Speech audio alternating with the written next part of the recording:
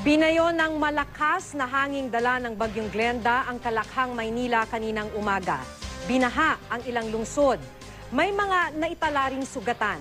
Makibalita tayo kay Joy Segui. Ito ang pambungad na pinsala ng Bagyong Glenda sa Metro Manila kanilang alas 12 ng hating gabi. Dahil sa malakas na hangin, bumagsak ang pader sa isang construction site sa Tomas Morato sa Quezon City. Nadaganan ng isang security guard at isang lalaking natutulog sa barong-barong na katabi ng pader.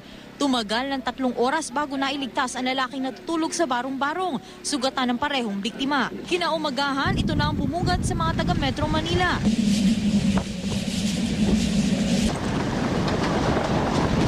Sa gitna ng pananalasa ng Bagyong Glenda, nagsipagtumbahan ang mga puno sa EDSA. Tinangay ang mga yero ng maraming bahay at istruktura. May nagbanggaan pang mga sasakyan na ang dahilan umano ay ang masamang lagay ng panahon. Ang isang truck sa Pasig na puno ng graba, napatumba ng hangin. May waiting shed na natumba, hardware na natanggalan ng bubong, at ilang kotseng nadaganan ng mga nabuwal na puno. Pundasyon na lang din na natira sa bahay na ito sa Malanday sa Marikina. Nalagas ang dingding nito sa kasagsagan ng malakas na hangin. 5 bahay ang naiulat na napinsala sa lugar. May mga naiwan mang nakatayo, pinarupok na ng hangin ang marami dito. Wala ring panama sa hanging dala ng bagyo ang maraming bahay sa coastal areas ng Navotas. Gayon din ang mga jeep sa Malabon. May mga rider na sinubukang suungin ang malakas na hangin. Pero maging sila, napatumba. Wala na ring nagawa ang ilang taga-Baseco sa Tondo kundi panoorin kung paano pira-pirasuhin ng bagyo ang kani-kanilang mga bahay. Ang iba naman, animoy nakipaglaban sa malakas na hangin para lang maisalba ang kanilang mga bahay. Ang isang lalaki, dinaganan na lang ang bubong para hindi ito liparin. Nakunan din ng GMA News ang mga lalaking ito sa Parañaque na nakatayo sa kani-kanilang mga bubong. Di bali na raw na suungin nila ang malakas na ulan at hangin, wag lang mawala ng masisilungan ang kanilang mga pamilya. Sa ilang bahagi ng lungsod, bumigay ang salamin at signage ng ilang establishmento.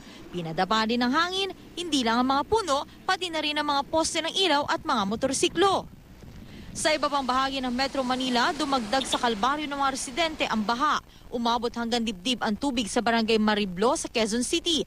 Di bababa sa 60 pamilya ang inilikas. Halos 200 naman ang nag-evacuate sa Marikina matapos umabot sa lagpas 15 metro ang taas ng tubig sa Marikina River.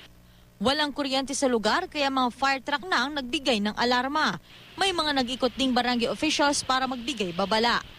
Pinaalis din ang mga nakatira sa Baywalk dahil sa banta ng storm surge o daluyong. Ang problema, wala namang ibang masilungan ng ilan sa kanila.